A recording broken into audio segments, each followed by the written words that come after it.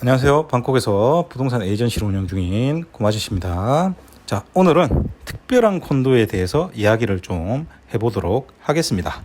바로 휴양지의 별장형 콘도 이야기를 해보도록 할 텐데, 바다가 쫙 펼쳐진 조망이 나오는 콘도 하나 사놓을 수 있다면 어떤 사람들에게는 그게 로망이 아니겠습니까?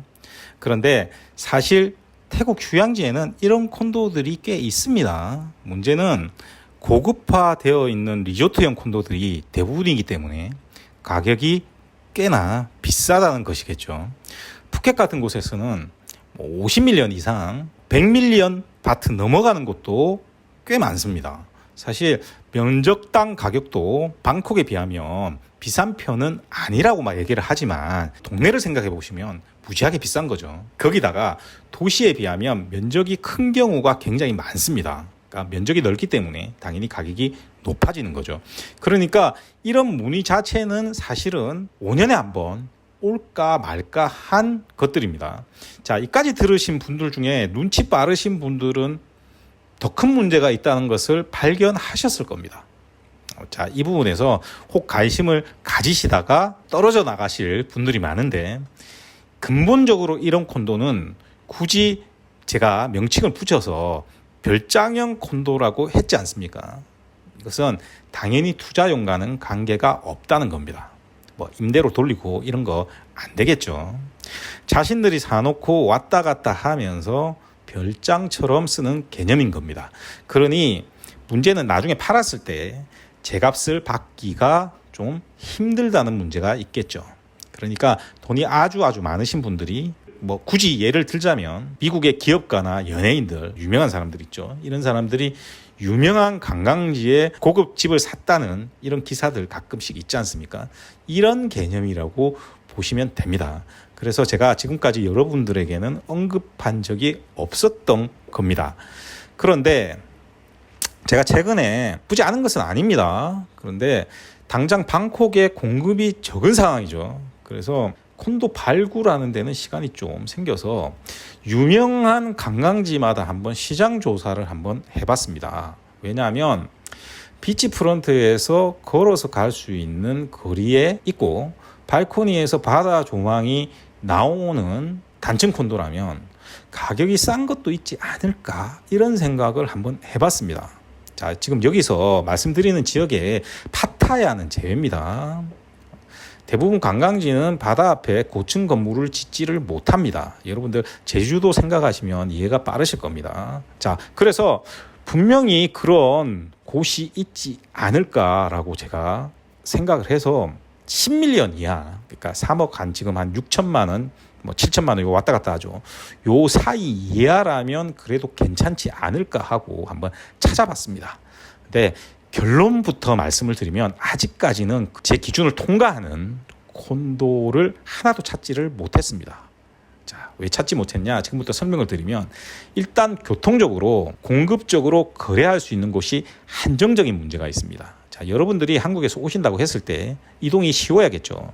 그리고 이름난 유명한 관광지여야 합니다. 방콕에 사시는 분도 마찬가지죠. 이동이 쉬워야 되겠죠. 그러면 당장 생각나는 곳이 푸켓, 크라비, 코사무이 정도 생각이 나는데, 크라비는 여기서 말하는 개념의 그런 콘도가 없습니다. 관광지로 제가 크라비를 푸켓보다 더 좋아해서 굉장히 자주 갑니다. 그런데 지역 구조와 인프라 고려하면 제가 시행을 한다고 해도 푸켓에 짓지 크라비에 짓지는 않을 겁니다. 자, 코사무이는 가끔 비싼 콘도가 드물게 나올 때가 있습니다. 그런데 방콕에서 코사무이까지요, 항공편이 독점입니다. 그래서 왕복 항공권이 20만 원이 넘습니다. 가성비가 굉장히 떨어지는 곳이죠. 그러니까 여기에는 이런 걸 사놓고 자주 방문하기에 좋은 곳이 아닙니다. 아예 가서 사는 게 아니라면 좀 그런 곳이죠. 그리고 이제 육로로 이동하는 곳 중에서는 후아인이 있죠. 후아인 같은 경우는 방콕에서 육로로 이동하기 용이합니다. 그런데 바다가 딱히 예쁘지를 않습니다. 그래도 바닷가에 콘도가 있다면 한번 고려를 해볼 만한 곳이긴 하죠. 자, 그래서 굳이 이제 지역을 찾는다라고 하면 푸켓하고 후아인, 그리고 내륙에서 찾으면 방콕에서 육로로 굉장히 가까운 카오야이라는 곳이 있습니다. 요 정도를 제가 고려 대상으로 해서 쭉 찾아봤습니다. 자, 그런데 아직까지 제 기준을 통과한 콘도는 하나도 없었다, 이렇게 보시면 되겠고요. 그러면 왜 이런 콘도가 찾기 힘든지 지금부터 설명을 드리겠습니다. 자, 먼저 이런 콘도의 단점들부터 알고 나면 이해가 쉽겠죠. 먼저 앞에서 말씀드렸듯이 투자형이 아니라 별장형이죠. 그리고 지방이죠. 당연히 메이저 건설사 콘도가 아니라 소규모 단일 프로젝트형 콘도겠죠. 당연히 건설사를 믿을 수가 없습니다. 뭐 판매 주체, 판매 구조, 그리고 거기에서 주는 정보 자체의 명확성도 굉장히 떨어집니다. 실제로 제가 접촉한 콘도가 하나가 있는데 제가 까다롭게 검증을 하지 않겠습니까? 그러니까 갑자기 판매 매니저가 점점 불성실한 태도를 보이기 시작을 합니다. 통화를 하면 갑자기 문자로 하라든지 뭐 이런 식으로 이제 회피하기 시작하거든요.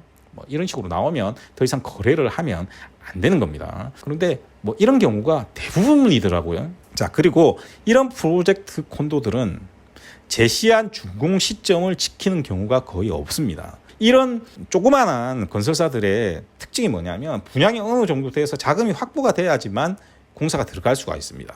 거의 착공 시기부터 준공 시기까지 맞춰지는 경우가 없습니다. 그러니까 공사가 한정없이 몇 년씩 딜레이 되는 경우가 많습니다.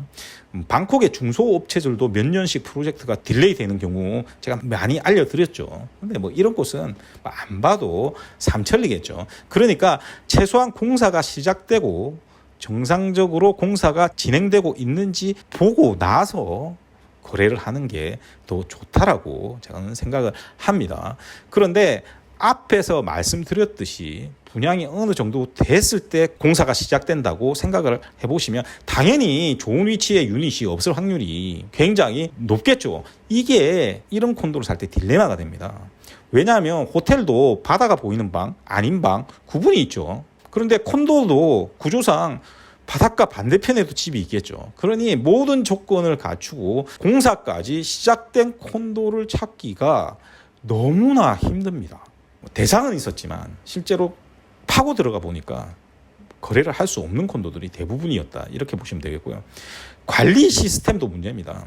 관리 시스템이 제대로 안 된 경우가 굉장히 많습니다. 여러분들은 거기서 이게 광고를 하는 거, 거기서 설명을 하는 걸 들으면 혹할 수 있습니다만 아무리 설명을 그 사람들이 저한테 포장을 해서 해봐야 제가 들으면 뭐 핵심적인 부분에서 그냥 허접하고 거짓말하는 게 눈에 보입니다. 뭐 그런 경우가 대부분이라고 보시면 되고요. 이런 측면에서 이제 이런 별장 콘도를 실제로 찾아보니까 기준에 맞는 콘도가 거의 없다, 이렇게 보시면 되겠습니다. 그 다음에 제가 또 기준이 굉장히 까다롭지 않습니까? 자, 그러면 지금부터 제가 이제 찾는 콘도의 기준에 대해서도 다시 한번 살펴보도록 하겠습니다. 앞에 말씀드렸듯이 일단 바닷가에 바다가 보이는 콘도여야겠죠. 발코니에서 보면 바다를 가리는 구조물이 없어야 되고요. 수평선이 쫙 보여야 됩니다. 두 번째 문제에서 대부분의 콘도들이 다 나가 떨어지는데 걸어서 비치까지 갈 수 있어야 됩니다. 바다는 보이는데 걸어서 가기가 힘든 콘도들이 굉장히 많습니다. 제가 찾는 콘도는 걸어서 비치까지 쉽게 갈 수 있어야 됩니다. 만약 내륙에 있는 콘도라면 그 지역에 알맞는 경관이 나와야 되겠죠. 그 지역에 알맞는 경관이 나와야 됩니다. 자, 그 다음 기준으로 앞에서 말씀드렸듯이 가격이 10밀리언 바트 이하여야겠죠. 자, 그리고 앞에서 말씀드렸듯이 새로 지은 콘도여야 합니다. 다만 여기서 여러분들이 잘 아셔야 될 게 방콕과는 기준이 다릅니다. 방콕의 투자형은 저 같은 경우에 컴플리션 6개월만 지나도 어지간하면 잘 팔지를 않죠. 여러분들이 이제 다 잘 아시죠. 그런데 이런 곳들은 공급이 적기 때문에 2년 정도는 지나도 괜찮습니다. 다만 바닷가 같은 경우에 해풍이 있어서 관리가 잘 안 되면 노후화가 빨리 오겠죠. 10밀리언 정도 되는 콘도 관리 시스템이 50밀리언짜리 콘도하고 같을 수는 없습니다. 그리고 지방인 것, 건설사 규모를 생각해 보면 관리 시스템이 엄청 좋은 경우가 드물겠죠. 그러니 너무 오래되면 좋지 않기 때문에 되도록이면 2년 정도는 넘기지 않는 것이 좋다, 이렇게 봅니다. 자, 그리고 이제 굉장히 중요한 부분이 나오는데 서류상 문제가 있는지를 정확히 살펴봐야 됩니다. 이런 곳의 콘도들은 프리홀드 콘도가 아닌 경우가 굉장히 많습니다. 심지어 한 프로젝트 안에서 프리홀드 콘도와 리스홀드 콘도가 섞여 있는 경우도 꽤 있습니다. 물론 프리홀드가 있다는 주장 그 자체가 의문인 콘도들도 굉장히 많았습니다. 자, 그래서 이런 서류상의 문제를 정확하게 파악하지 않고 잘못 사인을 해버리면 큰일 나겠죠. 따라서 지금까지 들으셨으면 이런 콘도를 찾기 쉬운 것이 아니구나라는 생각이 절로 드실 겁니다. 물론 제가 앞으로 틈틈이 시간 날 때마다 좀 더 짜자볼 생각입니다만은 과연 제 기준에 맞는 프로젝트가 있을지는 지금 방송을 하는 순간에도 조금 의문이긴 합니다. 사실 이런 별장형 콘도를 구매하는 것에 대해서 저 자신이 관심이 좀 있습니다. 당장은 아니더라도 2, 3년 후쯤에는 저도 뭐 10밀리언 이하 정도라면 하나 정도 구매를 하면 어떨까라고 생각을 하고 있습니다. 뭐 구매를 해놓으면 저희 부부도 쓸 수 있고요. 저희 집사람이 방콕보다는 지방을 좋아하니까 뭐 그쪽에 살면서 한 번씩 왔다 갔다 할 수도 있는 부분이고요. 만약에 뭐 그냥 방콕에 산다라고 하면 뭐 저희 직원들도 왔다 갔다 하면서 한 번씩 쓸 수 있겠죠. 푸켓 같은 곳은 호텔비도 굉장히 비싸지 않습니까? 그러니까 이런 비싼 숙박비 들이지 않고 뭐 청소비만 내고 쓸 수 있지 않겠습니까? 또한 돈 벌어서 이런 데 쓰는 것은 제 만족을 채우는데도 사실은 나쁘지 않다고 봅니다. 기본적인 전제는 제 사업이 잘 돼야 되겠지만 몇 년 안에 구매를 할 수 있었으면 하는 것이 제 바람입니다.